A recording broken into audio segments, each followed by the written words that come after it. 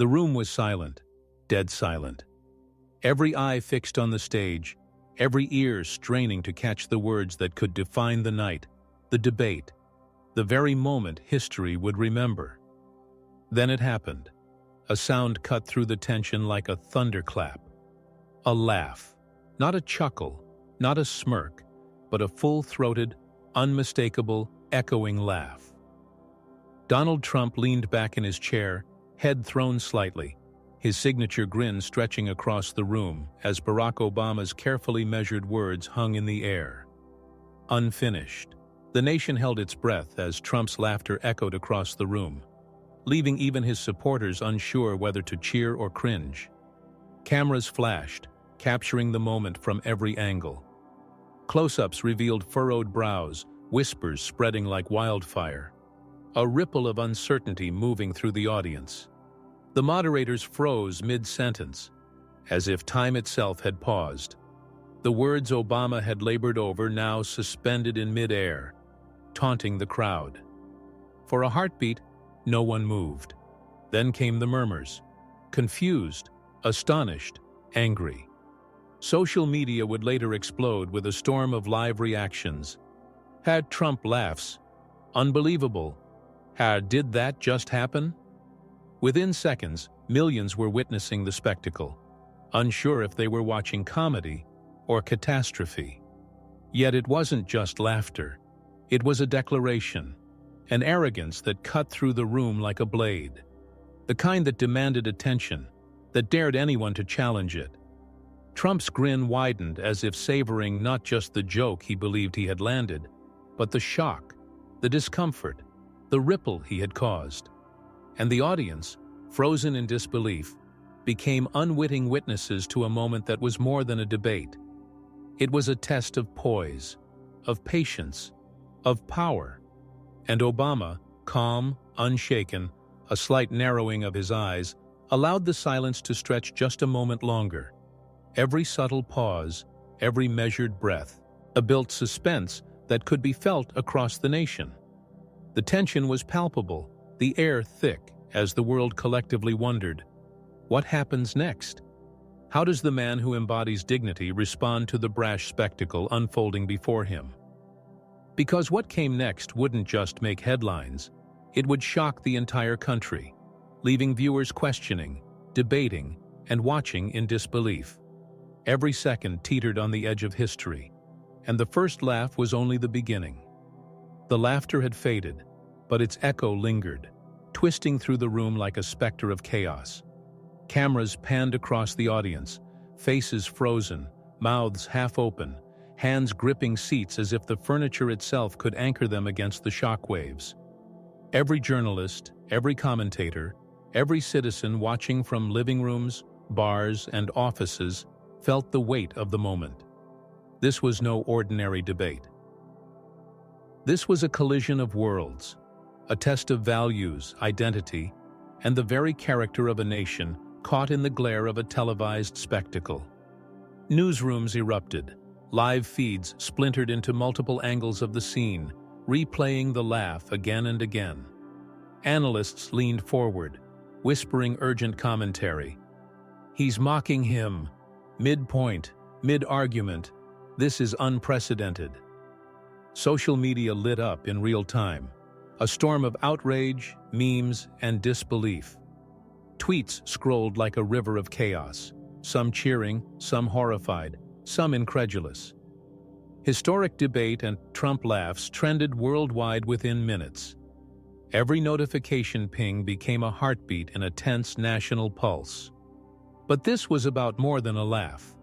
It was a symbolic moment, one that exposed the clash between spectacle and substance, arrogance and wisdom, showmanship and strategic patience.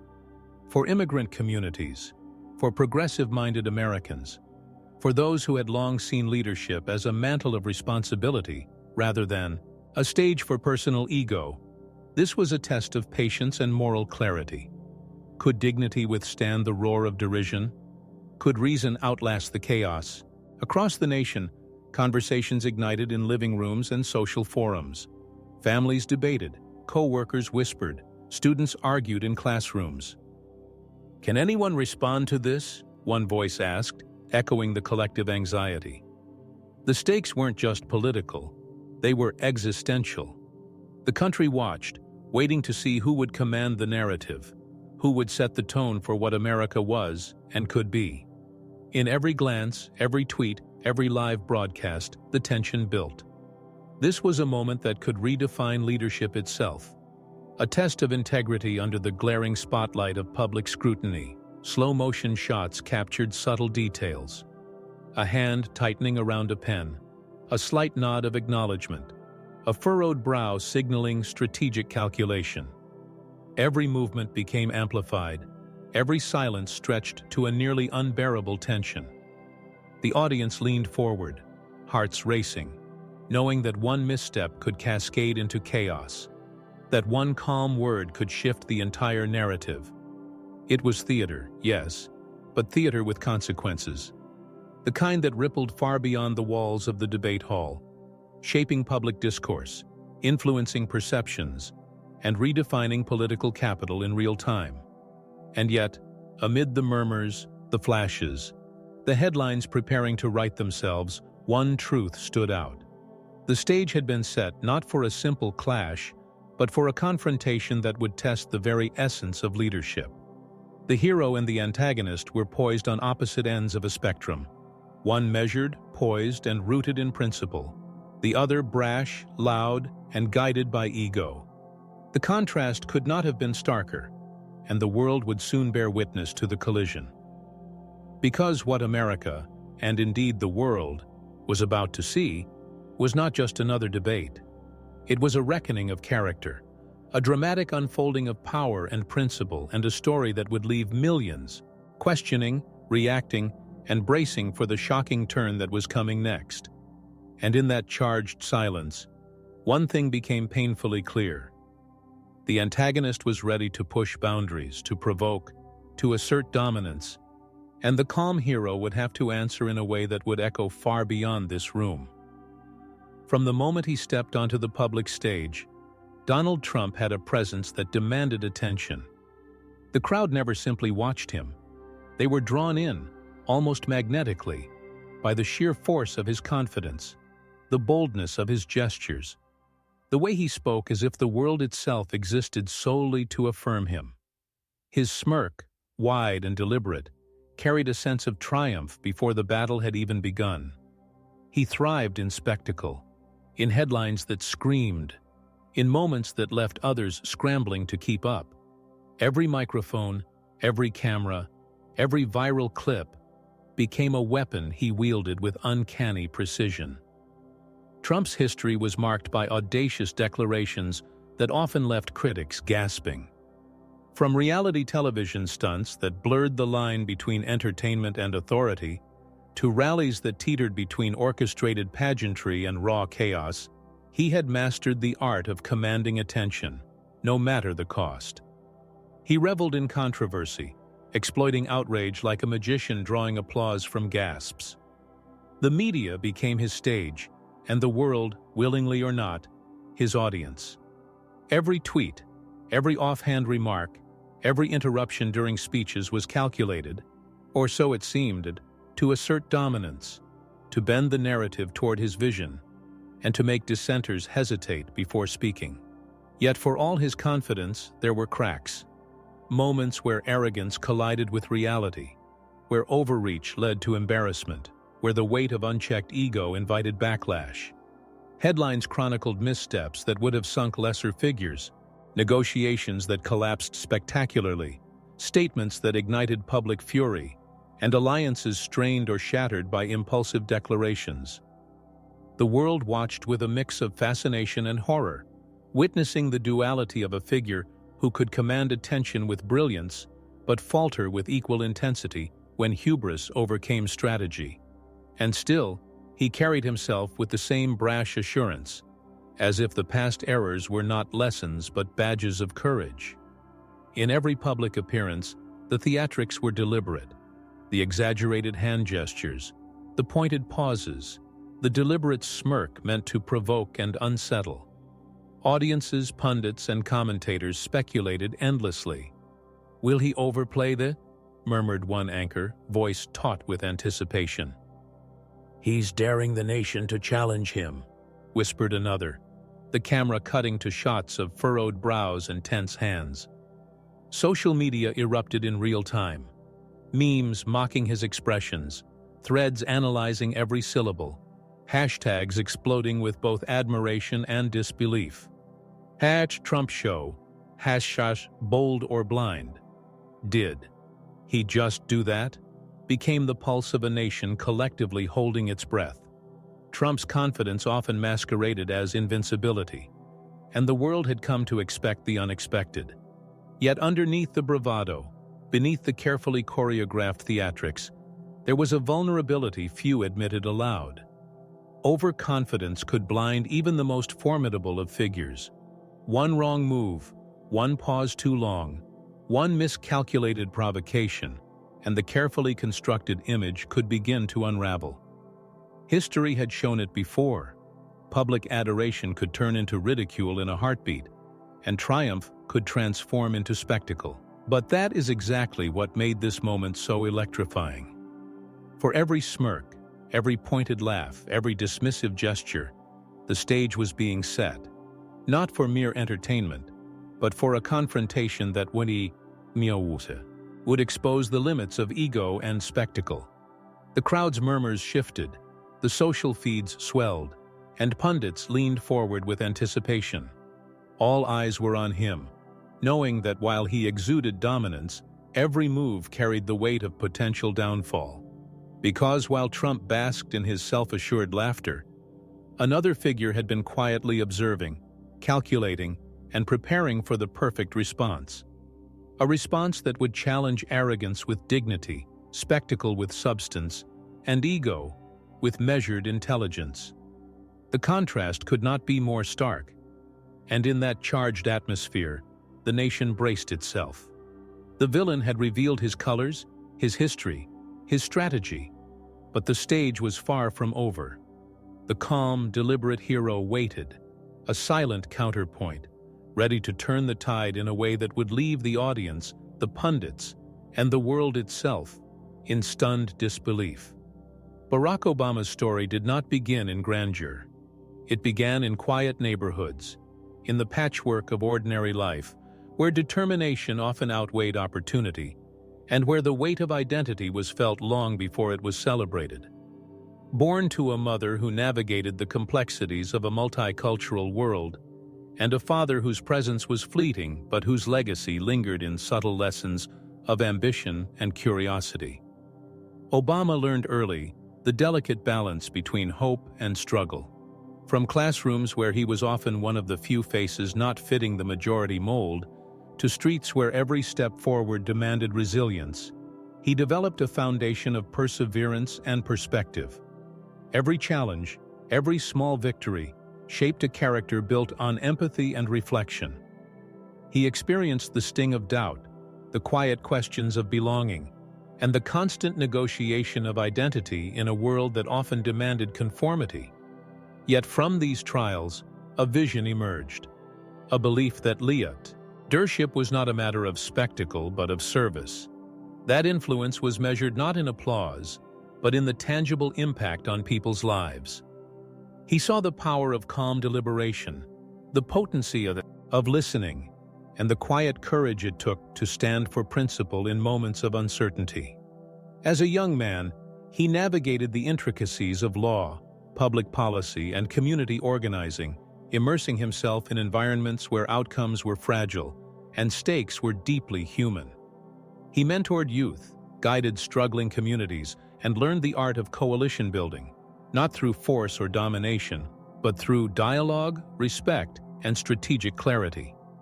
Every conversation, every negotiation, every late night spent untangling the complexity of social challenges honed a mind capable of seeing both the immediate and the long-term consequences of action. He was learning, always learning, that true leadership required patience, intellect, and the ability to act decisively without sacrificing principle. Public service became his calling. From the Illinois State Senate to the U.S. Senate, he carried a reputation for measured thought, a steady hand, and a willingness to take on difficult issues that many would avoid. Yet none of this came without personal sacrifice. Long hours, public scrutiny, and the constant balancing act of family, identity, and ambition tested him in ways few could comprehend. The road was punctuated by moments of doubt, of criticism, of political isolation. But through every trial, he demonstrated a capacity for resilience and moral courage that would define his public persona. And it was this combination of intellect, empathy, and strategic insight that would prepare him for moments far beyond policy or legislation. Moments that demanded more than knowledge, more than experience. Moments that demanded presence, poise, and the quiet authority that only comes from having faced adversity and chosen integrity over spectacle. He understood the rhythm of public expectation, the theater of media attention, and the subtle levers that could turn an audience, from passive observers into active witnesses of transformation. Even in private, the preparation was relentless. He analyzed opponents, anticipated provocations, and cultivated an inner discipline that allowed him to remain calm when chaos swirled around him. Every pause, every carefully chosen word, every controlled gesture was honed with an acute awareness of impact. This was not arrogance. It was mastery of the stage that matters most, the human conscience, the collective imagination of those watching, listening, and interpreting every moment. And yet, what defined Obama most was not merely his intellect or experience, but the humanity underpinning every decision. His humility, forged through personal and professional trials, became a weapon against arrogance. His moral clarity, a shield against spectacle. His empathy, a bridge to connect with those who doubted, feared, or hoped. Each element of his journey, from neighborhood streets to the Senate chambers, from mentorship programs to national campaigns, was a preparation for a defining confrontation that could not be predicted, rehearsed, or manufactured. The world would soon witness this culmination. While Trump laughed, exuding confidence and demanding attention through bluster, Obama's calm intelligence and strategic insight had been quietly accumulating, ready to manifest at the precise moment that mattered most. Every lesson, every sacrifice, every struggle had converged to prepare him for a moment of response that would leave audiences stunned, pundits reevaluating, and history itself taking notice. Because in that charged room, amid the whispers, the flashes, and the escalating tension, the stage was no longer just a physical space. It had become a proving ground. And Barack Obama, the embodiment of patience, principle, and poised intellect, was about to demonstrate that true leadership is measured not by laughter or noise, but by the quiet, deliberate power to command respect, shift perception, and leave a nation holding its breath in awe. The debate hall had transformed into a crucible of tension. Every glance, every gesture, every breath felt amplified under the harsh glare of cameras and the silent scrutiny of a nation watching from homes, offices, and cafes. Trump leaned forward, his eyes narrowing, a smirk playing at the edges of his lips. The first jab came not as words, but as a deliberate interruption, cutting through Obama's measured explanation with a pointed, dismissive remark. The room reacted instantly, gasps, murmurs, and the subtle shuffle of uneasy feet. Even seasoned journalists paused mid-note, unsure whether to laugh, gasp, or lean in. Trump's tone sharpened, dripping with derision. Every sentence seemed designed to provoke, to unsettle, to claim dominance over the narrative. He mocked policy proposals with exaggerated gestures, waved off facts with the casual flick of a hand, and punctuated each interruption with that signature laugh, a sound designed to echo confidence even when uncertainty lurked beneath it. Close-ups captured subtle details, the twitch of an eyebrow, the tightening of lips, the hands gripping podium edges as the tension thickened like a storm cloud over the room. Yet across the stage, Obama remained calm. His posture straight, shoulders relaxed, hands lightly resting on the podium, he let the interruptions roll over him like water on stone. Every pause was deliberate, every glance measured. He allowed Trump's outbursts to hang for a beat longer than expected, drawing attention not to the provocation, but to the restraint of the response. Murmurs rippled through the crowd, admiration, astonishment, and a quiet anticipation that something remarkable was about to unfold. Social media feeds exploded in real-time commentary. #steady Obama, #poised and calm, #contrast, inaction. Millions dissecting every nuance of expression, every subtle inflection. Trump, sensing that his strategy of ridicule was not yielding the immediate chaos he desired, escalated further. He leaned in, voice louder now, mocking not just policies but persona, using the theater of performance to dominate the stage. His gestures became larger, more animated. His smirk widened into a grin meant to unsettle. Yet with each attempt, the contrast grew sharper. The brashness of the antagonist against the composed resilience of the protagonist became a study in polarity. Every eye in the room registered it, tension rising like a tide, waiting to crash. Audience reactions oscillated between shock and fascination. Some leaned forward in anticipation, caught between disbelief and hope. Others whispered to neighbors, muted their phones to catch every word, their expressions taut with suspense. The moderators struggled to regain control, their voices caught between procedural demands and the sheer unpredictability of the confrontation. Even cameras lingered, capturing every subtle gesture, every flash of emotion, every micro-expression that would later be replayed across social media and news broadcasts. And yet, through it all, Obama's calm remained unbroken. Every measured nod, every slight shift of weight, every carefully timed breath signaled that the moment was building, that the inevitable turning point was approaching. The audience, sensing the storm before it struck, leaned forward collectively, hearts pounding. This was no ordinary debate.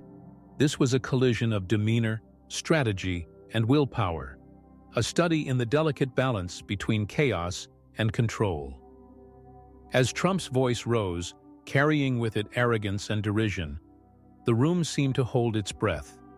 Something was coming, something that would shift the tide, a counterstrike born not of theatrics, but of deliberate strategy. The nation watched, captivated, aware that the peak of this confrontation, the moment that would define history and leave the world stunned, was just beyond the next pause, just past the next carefully considered word. Because the stage was set, the actors were in place, and the anticipation was unbearable. The moment of reckoning was about to arrive. The room seemed to exhale as Obama straightened, his gaze sweeping the audience with the quiet authority of someone who had walked through storms far greater than this. The laughter had faded, replaced by a taut, expectant silence. Every camera lens, every eye, every device broadcasting live felt the weight of what was about to unfold. Obama's hand rested lightly on the podium, fingers brushing it as if drawing energy from the very moment itself. Then he spoke, not loudly, not theatrically, but with a calm precision that immediately drew all attention. "Ladies and gentlemen," he began, voice steady, resonant, measured. "We gather tonight not for spectacle, but to discuss the future of a nation we all love. And in doing so, we must remember that mockery and derision do not advance policy. They do not solve problems, and they do not reflect the values that hold us together." A ripple ran through the audience. Murmurs turned into whispers of recognition, a quiet acknowledgement that something extraordinary was happening. The pause he allowed afterward was deliberate, almost surgical. Cameras lingered on his expression, poised, unwavering, eyes locking briefly with those of Trump, whose smirk now faltered, a subtle tightening around the mouth betraying growing unease. Social media feeds exploded in real time. At Obama Clapback and poised and powerful, #dignity wins. Memes would follow, yes, but in that moment, the force was pure, immediate, undeniable. He continued layering point after point with meticulous care. Each statement was grounded in facts, evidence, and a subtle yet firm moral logic. We face challenges that demand collaboration, that demand intelligence, that demand a commitment to truth. And while it is easy to laugh at the frustrations of others or to dismiss issues with sarcasm, leadership requires courage. The courage to listen, to act, and to rise above the noise. The audience leaned forward, collectively drawn into a narrative far more compelling than any brash taunt could provide. Hand gestures were measured but expressive. Small lifts to emphasize clarity. A slow sweep to include the audience. A gentle nod to underscore sincerity. The slow rhythm, the calm cadence, contrasted starkly with the high-pitched energy Trump had relied upon. Each word landed like a stone in still water, creating ripples that spread far beyond the room. Trump's interruptions, once forceful, now faltered. He attempted to interject, but the controlled weight of Obama's pauses and subtle hand movements left little room for intrusion. The smirk was gone, replaced by a tightening jaw and narrowed eyes. The bravado, so long the foundation of the performance, showed the first cracks. Even those seated closest to the stage noticed it. The sudden hesitation, the subtle shift in posture, the visible recalculation, as the brash strategy met something it could not easily overpower. Calm, calculated authority. Obama's counterattack deepened. Consider the lives of those who work tirelessly, who sacrifice daily for the progress of our communities. Their contributions deserve recognition, not ridicule. Their concerns deserve solutions, not mockery. And the strength of a nation, he said, voice steady but rising just enough to command attention, is measured not by the volume of laughter from one corner of the stage, but by the courage to act with integrity, even when it is difficult, even when no one is applauding. Gasps punctuated the room at key moments. The audience reacted not only to the words, but to the presence behind them, a figure who embodied restraint, intelligence, and moral authority. Each calculated pause allowed the weight of the statement to settle, giving observers the space to process, to feel, to recognize the stark contrast between chaos and calm. Cameras captured Trump's small gestures of unease, tapping fingers, shifting weight, an occasional clearing of the throat. As the foundations of his arrogance began to wobble, Obama did not relent. With each point, he layered historical context, concrete examples, and moments of human empathy. Stories of everyday Americans, struggles endured, victories achieved through effort and resilience, all woven seamlessly into a narrative that emphasized the responsibility of leadership over the thrill of attention. The audience felt it viscerally, a collective recognition that intelligence, preparation, and dignity could overpower theatrics. Social media feeds became a chorus of validation and astonishment. Clips of his words went viral. Pundits paused mid-commentary. Hashtags trended worldwide, all echoing the same sentiment. This was mastery. This was authority. This was leadership in its purest form. Then, in a moment of deliberate crescendo, Obama shifted tone slightly, infusing a sharp yet measured challenge into his cadence. We cannot allow arrogance to dictate policy, nor mockery to define discourse. Those who claim dominance through ridicule will always find themselves outmatched by those who lead with respect, wisdom, and clarity. The room was electric. The applause built slowly at first, cautious, then swelling into a thunderous acknowledgement of the moment. Every face reflected realization, admiration, and, perhaps most importantly, the sense that justice, in its quiet and deliberate form, had won around. Trump's visible frustration grew. Attempts to interrupt now seemed almost desperate, as if the stage itself had betrayed him, siding with calm intellect over brash spectacle. His shoulders slumped imperceptibly, a glance downward betraying a fleeting awareness that the plan to dominate through mockery had failed spectacularly in the face of measured dignity. Every observer, from journalists to live stream audiences, recognized the turning tide. The laughter that once dominated the room had been replaced by hushed awe, anticipation, and the unmistakable weight of a counterattack executed with precision.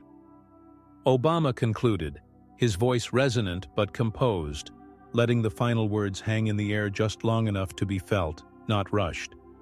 Leadership is not a performance for applause. It is a responsibility to the people, a commitment to truth, and the courage to act when others falter. Tonight we remember that those who lead with integrity will always outlast those who lead with noise.